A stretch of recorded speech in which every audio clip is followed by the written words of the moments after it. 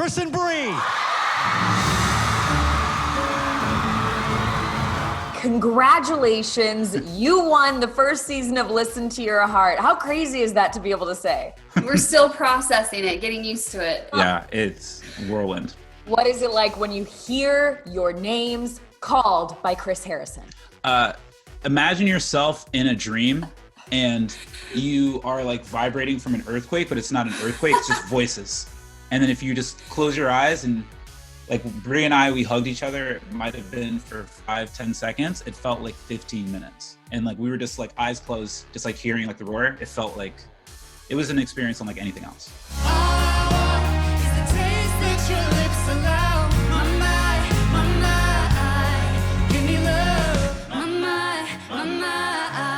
When I was watching you two sing in that final performance, I swear I got the chills. It was like you were singing your feelings at each other. I could see it in your eyes. What was going through each of your minds during that final performance? Bri, I'll start with you. So the final performance was absolutely terrifying because it was a competition and we had to communicate our love and also be good performers and hit the right notes. So there's so much going through my head in that moment.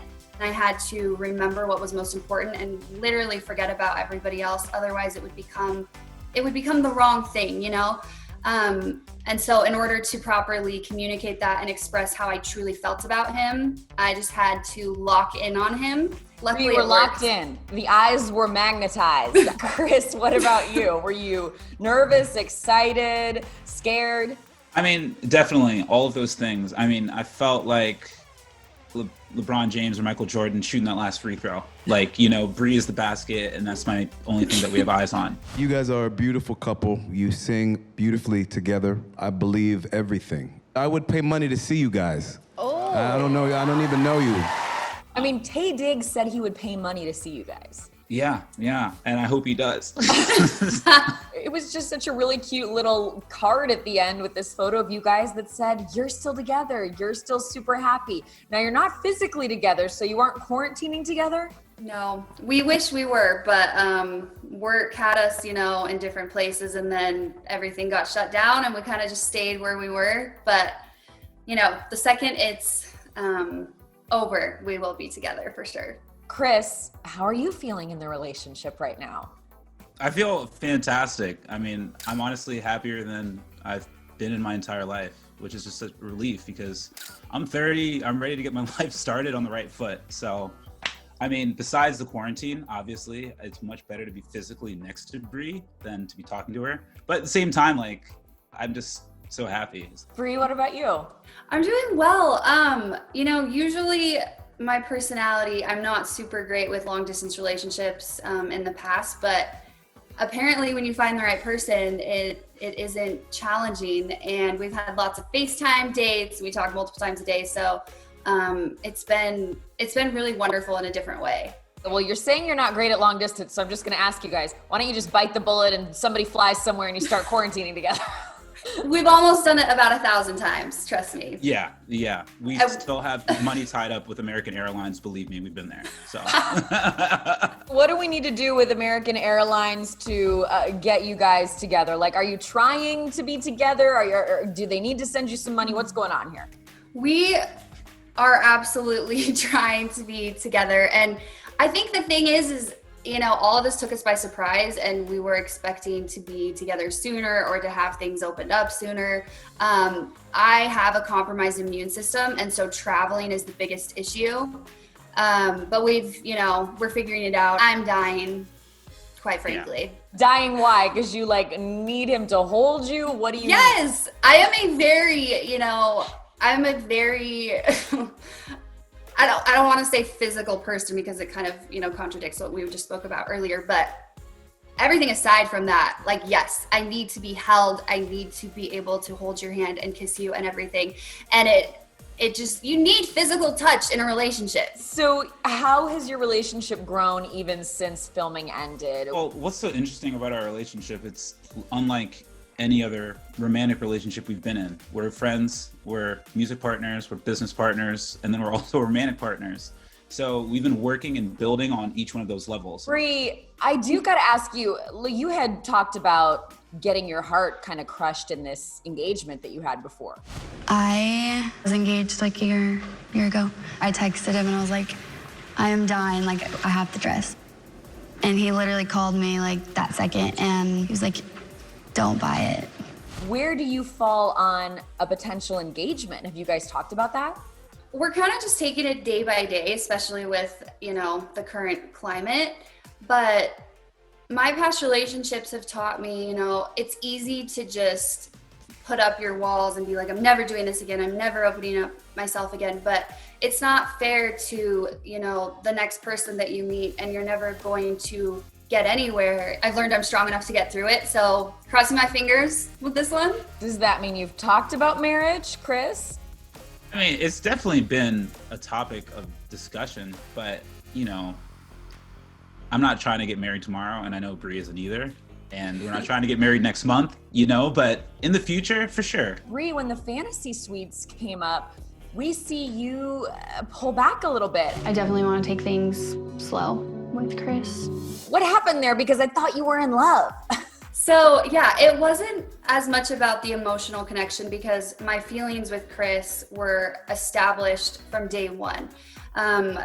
It wasn't that I was questioning it. It's just that physical intimacy is something I take very serious, and Chris does as well. So luckily we had a mutual agreement on that. Well, I'm gonna ask you a question that's personal, but this is a Bachelor show. Has there been an opportunity since filming ended? Go ahead. I mean, yeah, we've been able to be close to each other, but there's nothing, going down like that, I mean, I know that, what's messed me up in the past is like really just being physically intimate with anybody. And it messes up with all the emotions, like Bri was just saying. And we know how much we care about each other, and we know where we want to go. And so we want to give ourselves the best shot. And if that means just like, taking it slow and hanging out, then girl, that's what I'm going to do. You guys have not been intimate yet. No, we haven't had sex, and it's not something that we're trying to do, So are you guys just planning to wait till engagement or marriage, and that's just kind of where you're both at? Yes. Yeah. Mm-hmm. Great, cool. More power to you, that's great. And I think that this love deserves better than a proposal in quarantine, so not here.